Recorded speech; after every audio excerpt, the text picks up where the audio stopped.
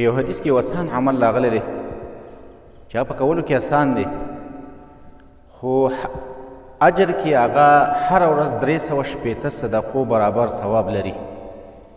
یعنې 360 صدقې چې ته هره ورځ کې هغه وړوکی عمل د هغې برابر اجر لري، هغې سره برابر دی.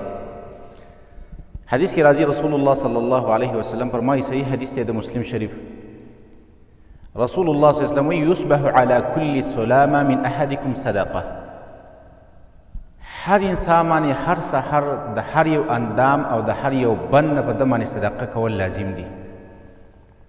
انسان چې کله سحر کې نو انسان کې 360 بندونه دي، او په دې انسان باندې او په دې مسلمان باندې دا لازمه ده چې د هر بند په بدله کې صدقه ورکړي.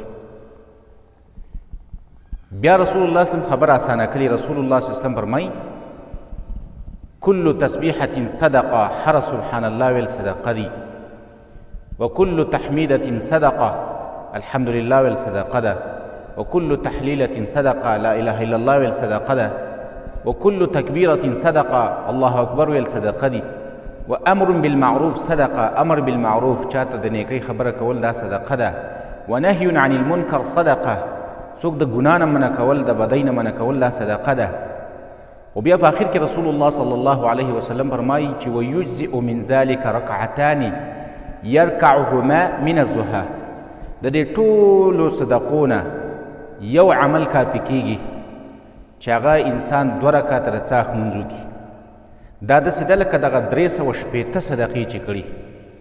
یعنې هر انسان چې هغه سهار کې هغه انسان کې 360 بندونه دي، نو په هر انسان لازم دا ده چې د هر بند په بدله کې صدقه ورکړي.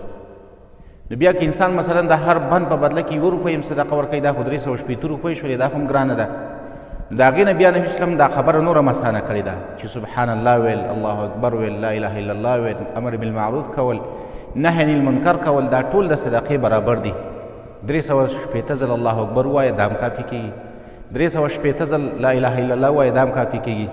او که دغه هم نشي کولی، 360 ځل دغه اذکار نشي کولی، د دې ټولو نه رسول الله صلی الله علیه وسلم فرمایي چې ویجزئ من ذلک رکعتان یرکعهما من الضحی، صرف 2 رکعته د څاښ لمونځ وکړه، دا داسې ده لکه تا چې 360 صدقې ورکړي او هغه د هر بند په بدله کې کافي شي. آسان عمل دی، څاښ ټیم کې 2 رکعته نفل کول د 360 صدقو برابر اجر لري، او دا کافي کېږي د دغه 360 صدقو په بدله